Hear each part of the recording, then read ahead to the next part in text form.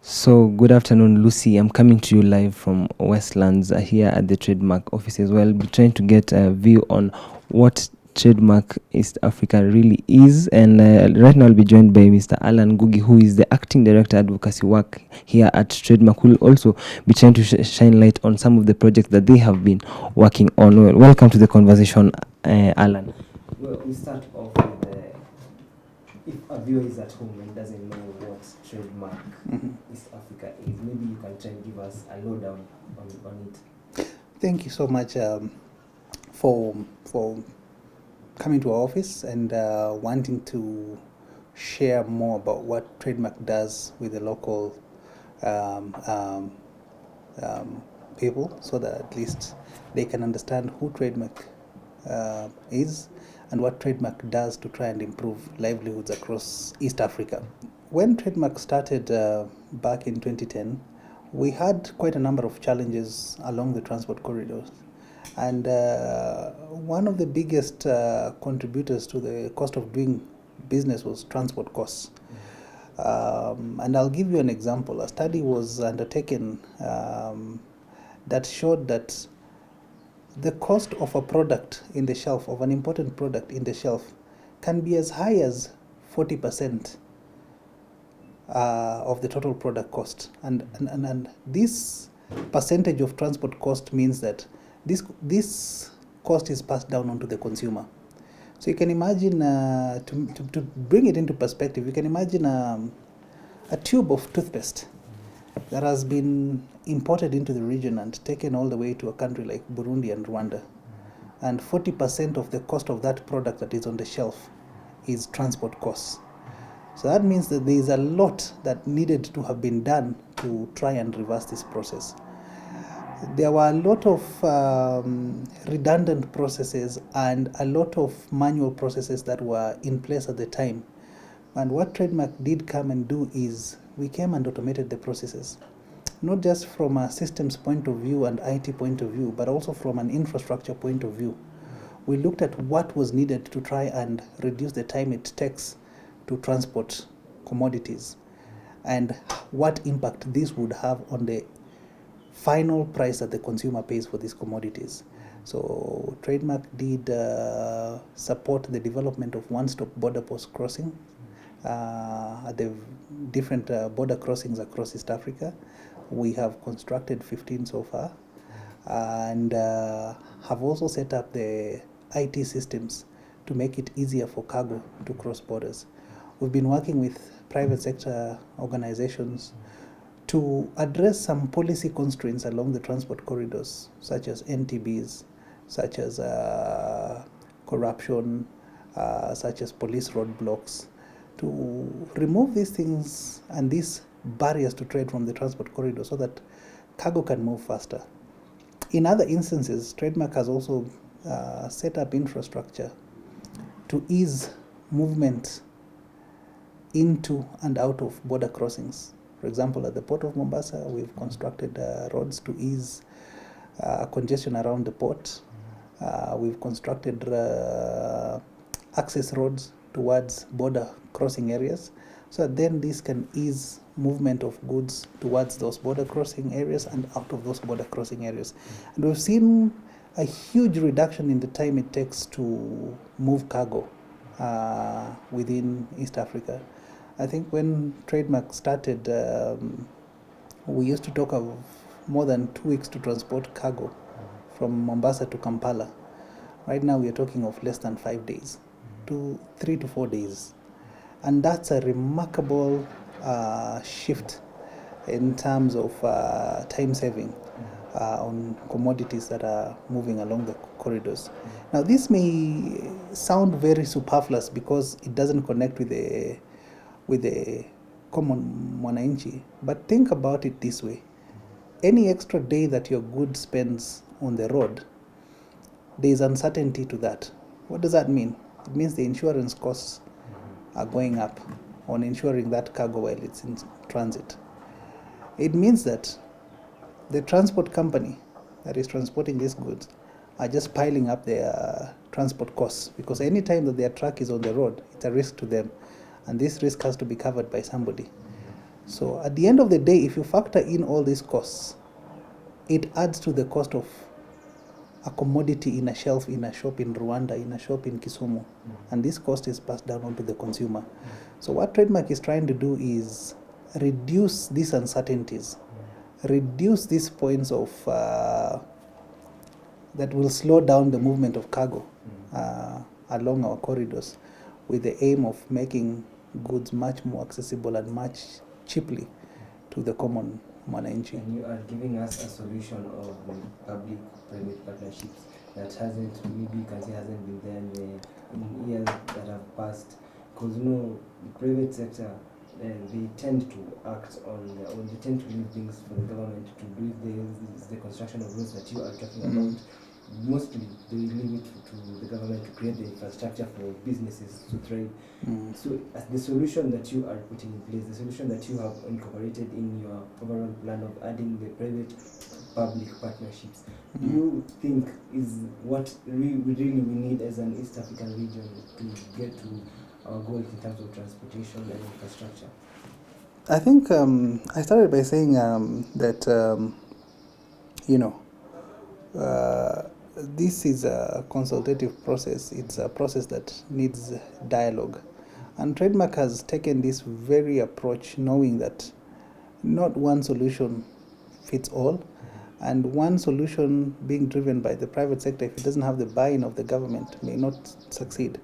And equally, if the government does not involve participation of the private sector and other stakeholders, then whatever interventions are being supported may face challenges. And this is actually enshrined in the policy making that set up the ESC, that any process on policy formulation on issues that will affect the common mwananchi have to involve their inputs, but also have to involve private sector. So it's not just been left to the mandate of the government to bring this change. So it's a collaborative effort that requires all stakeholders. And Trademark realized this from a very early on point, and that's why all our interventions have input from all required stakeholders. This dialogue program, it's called the Public-Private Dialogue Program. Public meaning input from the public sector is needed, and input from the private sector is needed. Now, this may not happen in all cases, because projects that need, say, public-private partnerships are quite complex in their nature. But at least on the dialogue side, you can easily have frameworks that can help in terms of encouraging more dialogue and ensuring that inputs from the private sector and other stakeholders are incorporated into policy formulation. And that's why Trademark has taken this approach with both EABC and KEPSA.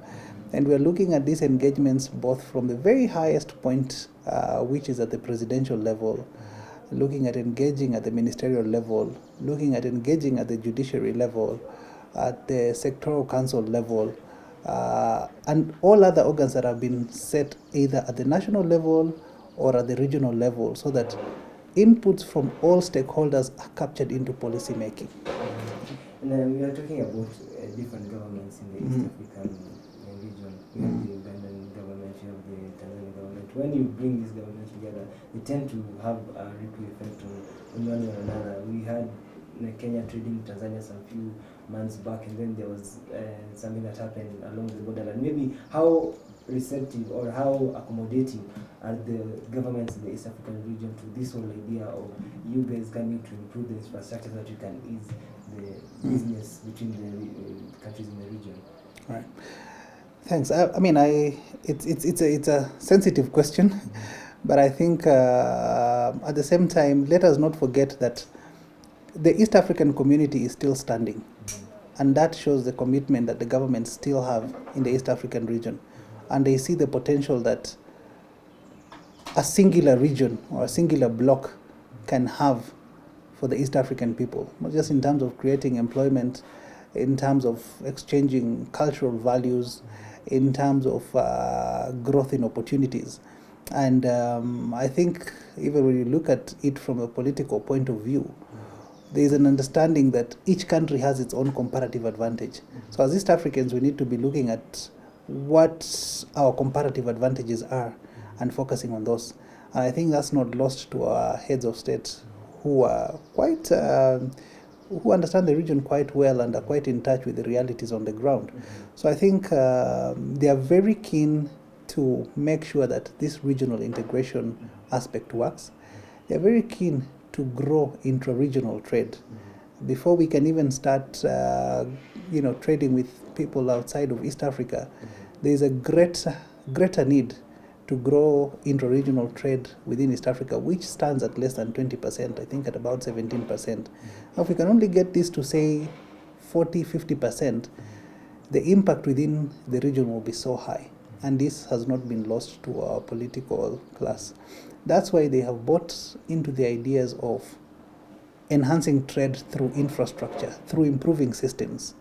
And that's why they are partnering.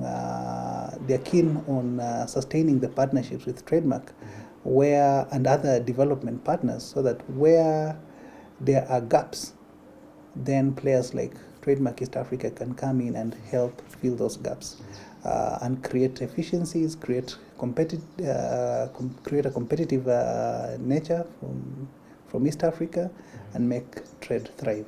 Maybe if you can give us in brief, how much, in terms of money, have you put aside so that the whole infrastructure development thing can come to life?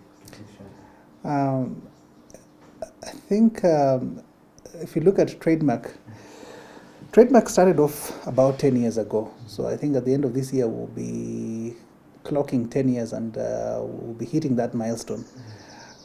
Trademark started off in our first strategy with a budget of about $560 million.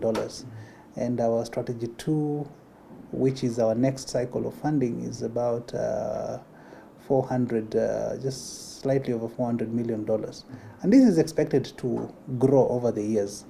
So cumulatively, if you look at what Trademark has been able to bring into the East African region in terms of tangible projects that are sustainable and that have led to improving livelihoods, I think we are seeing a very big return on the investment that Trademark has done.